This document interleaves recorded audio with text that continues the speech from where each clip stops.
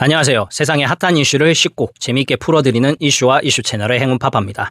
요즘 뉴스를 보면 한국 반도체의 앞날은 창창해 보입니다. 삼성전자의 주가, SK 하이닉스 실적, 그야말로 AI 황금기가 다시 온 것 같죠. 하지만 저는 오늘 이 화려한 파티가 단 하나의 스위치 때문에 한순간에 끝날 수도 있다는 무서운 이야기를 하려고 합니다. 그 스위치의 이름은 바로 전기, 에너지입니다. 반도체 산업은 엄청난 전기를 먹는 산업입니다. 삼성 평택 캠퍼스 한 곳이 쓰는 전력이 인천광역시 전체의 절반 수준입니다. SK 하이닉스가 짓고 있는 용인 클러스트는 완공되면 발전소 한 개가 전담해야 할 정도의 전력을 요구합니다. AI 반도체, 데이터 센터, 서버, 냉각 시설까지 그 모든 게 전기 위에 세워져 있습니다. 기술이 발전할수록 칩은 더 정밀해지고 전력 소모는 그만큼 폭발적으로 일어납니다. 그런데 지금 한국의 전력 인프라가 이 폭주하는 수요를 감당할 수 있을까요? 한국전력공사 자료를 보면 발전 설비 용량은 약 130기가와트, 여름철 최대 전력 수요는 97기가와트 수준입니다. 겉으로는 여유 있어 보이지만 실제 예비율은 7%에 불과해 안정선인 10%를 밑돌고 있습니다. 표면적으로는 충분해 보이지만 조금만 이상 기온이나 산업용 수요가 늘어나면 바로 경고등이 켜지는 구조입니다. 특히 수도권 남부와 충청권은 전력을 보낼 길이 막혀 있는 상태입니다. 전기가 모자라서가 아니라 송정망이 한계에 다다른 겁니다. 쉽게 말하면 물탱크에 물이 넘치는데 수도관이 너무 좁아서 물이 흐르지 못하는 겁니다. 삼성 평택 단지는 이미 포화 상태입니다. 한전이 별도 변전소를 추가로 짓고 있지만 공급 속도가 수요를 따라가지 못하고 있습니다. SK 하이닉스의 용인 클러스트는 더 심각합니다. 완공 후 예상 전력 수요는 2.4기가와트. 인천 한도시가 쓰는 전기와 맞먹죠. 정부는 신갈에서 용인, 송전로 신설을 추진 중이지만 주민 반발과 환경영향평가로 3차례나 지연됐습니다. 결국 하이닉스는 자체 가스 발전기와 대형 ESS를 직접 설치해 공장 가동에 필요한 전력을 스스로 확보해야 하는 상황까지 몰렸습니다. 최첨단 산업이 전기 길 하나 때문에 멈춰설 수 있는 현실인 겁니다. 반도체 공장은 전원이 단 1초만 끊겨도 웨이퍼 수천 장이 한 번에 불량이 납니다. 그래서 전력의 안정성은 산업 생명선입니다. 문제는 앞으로 더 큰 수요가 기다리고 있다는 겁니다. 오픈 AI, MS, 구글, 네이버 등 글로벌 기업들이 한국에 데이터 센터를 짓거나 검토 중입니다. AI 데이터 센터 한 곳의 전력 소모는 중형 발전소 한 기에 맞먹습니다. 반도체 산업, AI 인프라, 데이터 산업, 전부 전기를 먹는 괴물들이 동시에 켜지고 있는 셈이죠. 그런데 전력을 생산하는 쪽은 속도를 내지 못하고 있습니다. 산업은 폭발적으로 성장하는데 에너지는 과거의 속도로 머물러 있는 겁니다. 지금 한국의 전력망은 기술 강국의 몸을 구시대의 혈관으로 지탱하고 있는 상태입니다. 이 불균형이 더 심해지면 산업 경쟁력의 문제는 결국 에너지 위기로 바뀝니다. 우리는 지금 전력은 충분하다는 착각 속에서 산업의 심장을 압박하고 있는 시대에 살고 있습니다. 하지만 이 문제의 근본은 단순히 전기가 부족해서가 아닙니다. 그 전기를 어디서 누구의 기술로 만들어내느냐의 문제입니다. 전기를 만드는 방식 자체가 산업 구조와 엇갈려 있기 때문입니다. 정부는 2030년까지의 에너지 믹스 계획에서 재생에너지 비중을 32%까지 확대하겠다고 밝혔습니다. 친환경 전환, 탄소 중립, 지속 가능성 모두 좋은 방향이죠. 하지만 이 좋은 방향이 지금 한국 산업의 또 다른 약점으로 바뀌고 있습니다. 그 이유는 재생에너지를 떠받치는 핵심 기술과 부품이 대부분 중국산이기 때문입니다. 한국에서 깔리는 태양광 패널의 90% 이상이 중국산 모듈입니다. 겉으로는 국내 설치 확대지만 실제로 중국산 설비 확대에 가깝습니다. 태양광 패널 한 장은 단순한 금속판이 아닙니다. 폴리실리콘, 인곳, 웨이퍼, 셀, 모듈 이 5단계를 거치는데 이 전 과정을 중국이 지배하고 있습니다. 현재 글로벌 점유율을 보면 폴리실리콘 82%, 웨이퍼 96%, 셀 87%, 완성 모듈 83%, 전 세계의 공급망의 거의 90%가 중국에 집중돼 있습니다. 이건 단순한 가격 경쟁력이 아니라 에너지 인프라의 주도권을 장악한 구조입니다. 태양광은 깨끗한 전기처럼 보이지만 그 기초 소재인 폴리실리콘 웨이퍼 생산 과정은 전기 소모가 어마어마합니다. 중국은 이걸 뭘로 만들까요? 바로 값싼 석탄 화력 발전으로 만든 전기로 대량 생산하면서 가격 경쟁력을 확보했습니다. 결국 지금 벌이고 있는 일의 본질은 이겁니다. 우리는 한국의 탄소를 줄이기 위해 중국 탄소로 만든 제품을 대량으로 수입하고 있는 거죠. 친환경을 외칠수록 역설적으로 중국의 탄소 경제에 더 깊이 의존하게 되는 아이러니. 이것이 바로 탄소 수입형 친환경의 민낯입니다. 즉, 한국은 탄소를 줄이기 위해 중국의 탄소를 수입하는 구조가 된 겁니다. 겉으론 탄소 중립, 실제로는 탄소 수입형 친환경이라는 모순인 셈이죠. 그런데 문제는 여기서 끝나지 않습니다. 이건 단순히 환경의 역설이 아니라 한국의 에너지 산업 전반이 중국 공급망에 묶여 있다는 점입니다. 그 종속의 고리는 크게 세 가지입니다. 첫 번째는 기술 종속입니다.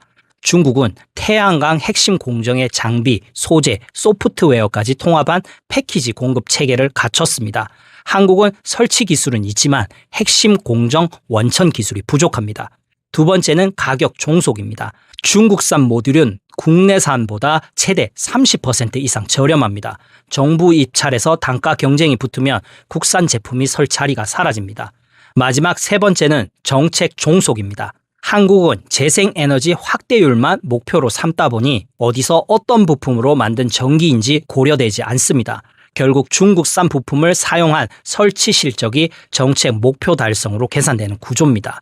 미국과 유럽은 이 문제를 이미 3, 4년 전부터 인식했습니다. 미국은 인플레이션 감축법을 통해 중국산 모듈에는 세제 혜택을 배제하고 국내 생산 라인과 동맹국 생산품만 지원하는 구조로 바꿨습니다. EU 역시 넷제로 산업법을 통해 중국산 태양광의 점유율을 제한하고 공급망을 인도, 베트남, 폴란드 등으로 다변화하고 있습니다. 반면 한국은 탄소 감축이라는 목표에 집중하느라 누가 그 전기를 만들어 주는가라는 질문을 잇고 있습니다. 이제 한국의 전력 구조는 중국산 부품으로 만든 태양광 발전과 중국산 소재로 연결된 송전망으로 이어지고 있습니다. 겉으로는 친환경의 길처럼 보이지만 그 안을 들여다보면 중국 공급망의 전력 시스템이 우리 산업의 심장부까지 깊숙이 들어와 있습니다. 반도체를 돌리는 전기가 중국산 패널에서 시작되고 그 전기를 실어 나르는 송전선에도 중국산 소재가 들어간다면 이건 단순한 무역 문제가 아닙니다. 산업 안보의 문제입니다. 친환경은 분명 필요합니다. 문제는 그 방향이 자립이 아닌 의존의 구조로 설계돼 있다는 점입니다. 우리가 지금 친환경을 외치며 추진하는 태양광 풍력 확대는 전력의 생산 방식이 아니라 그 기반이 되는 공급망의 독립성 문제입니다. 즉 패널과 터빈을 누가 만들고 그 기술과 소재를 누가 지고 있느냐의 싸움입니다. 친환경 자체는 나쁜 게 아닙니다. 문제는 그 길이 중국의 산업망 위에서만 가능하도록 설계되어 있다는 점이죠. 이제 산업의 전력 구조는 중국산 부품으로 만든 태양광 발전과 중국산 소재로 연결된 송전망으로 이어지고 있습니다. 표면적으로는 깨끗한 에너지 전환처럼 보이지만 그 속에는 중국 공급망이 깊게 뿌리내리고 있습니다. 이건 단순히 전기 문제가 아니라 산업 주권과 에너지 안보의 문제로 봐야 합니다. 그래도 송전망은 우리가 직접 까는 거잖아요. 그건 자립 아니야? 겉으로 보면 맞는 말입니다. 한국은 한전과 LS전선, 효성중공업 등이 세계적인 송전 기술을 가진 나라입니다. 그런데 이 대목에서 꼭 짚고 넘어가야 할 부분이 있습니다. 우리나라는 자원이 부족하니 어쩔 수 없지 않느냐 이런 말 많이들 하시죠. 맞습니다. 자원이 없는 나라에서 원자재를 수입하는 건 자연스러운 일입니다.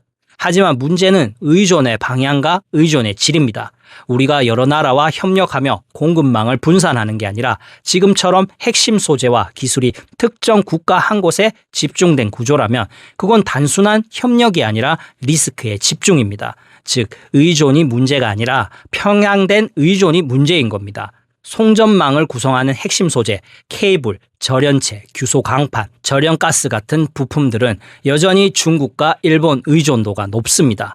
한전 KPS의 전력 기자재 공급망 리스크 보고서를 보면 고압 전력 케이블 피복제의 35%, 규소 강판의 40%, 저렴가스의 70%가 중국산입니다. 송전탑은 우리가 만들지만 그 안을 흐르는 전기의 길목에는 여전히 중국산 소재가 들어 있습니다. 결국 전기를 만드는 태양광, 풍력 장비뿐 아니라 그 전기를 보내는 혈관까지 중국 공급망의 영향권 안에 있는 셈이죠. 송전망은 국가 전력 시스템의 혈관입니다. 그런데 지금 이 혈관은 노후했고 일부 구간은 중국산 부품으로 채워져 있습니다. 이건 단순한 수입의 문제가 아닙니다. 만약 글로벌 공급망이 끊기거나 특정 부품이 제때 공급되지 않으면 전력망 유지 보수 자체가 어려워질 수 있습니다. 우리가 흔히 말하는 에너지 안보는 단지 석유나 천연가스의 문제가 아닙니다. 이제는 전기를 만드는 장비, 그리고 전기를 운반하는 부품까지 모두 보이지 않는 에너지의 안보의 영역이 된 겁니다. 한전은 지금 전국적으로 송전선로를 확충 중입니다.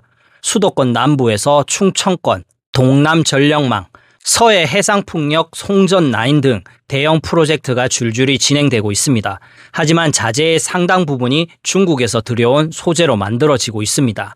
산업의 심장은 한국에 있지만 그 피를 흘려보내는 혈관의 재료는 중국이 쥐고 있는 아이러니. 이건 결국 하나의 질문으로 기결됩니다. 한국은 기술 강국이지만 그 기술을 움직이는 전기를 스스로 통제할 수 있는가? 반도체, 배터리, AI, 데이터 모두 전기가 생명인 산업입니다. 그런데 그 전기가 타국의 부품과 장비 그리고 정책 변화에 좌우된다면 기술 경쟁력만으로는 산업의 지속성을 지킬 수 없습니다. 우리가 지금 친환경을 외치며 추진하는 태양광, 풍력 확대는 본질적으로 에너지 주권을 외부에 위탁하는 구조일 수도 있습니다. 이건 원전이냐 재생에너지냐의 논쟁이 아닙니다. 문제의 본질은 누가 통제권을 갖고 있느냐, 즉 에너지 주권의 방향입니다.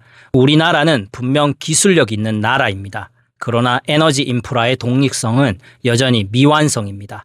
지금 이 순간에도 반도체 공장은 수많은 칩을 찍어내고 데이터 센터는 AI를 돌리고 있지만 그 밑에는 언제든 흔들릴 수 있는 전력의 기반이 있습니다. 이제 질문은 명확합니다. 우리가 정말로 지켜야 할 건 기술의 자립일까? 아니면 에너지의 자립일까? 산업의 성장은 결국 전기에서 시작됩니다. 전기의 방향을 바꾸는 순간 산업의 운명도 바뀝니다. 지금 한국이 선택해야 할 건 단순한 발전의 양이 아니라 전력망의 주권입니다. 그것이 바로 이 시대의 진짜 안보 아닐까요? 결국 에너지 정책은 기술의 문제가 아니라 우리 모두의 선택의 문제입니다. 지금 당장 조금 불편하더라도 에너지 자립이라는 먼 길을 가시겠습니까? 아니면 당장 편하지만 언젠가 우리 목줄을 잴 수도 있는 의존의 길을 가시겠습니까? 이 질문에 대한 우리의 답이 결국 한국 경제의 미래를 결정짓게 될 겁니다. 산업의 자립은 기술에서 시작되지만 지속성은 에너지에서 완성됩니다.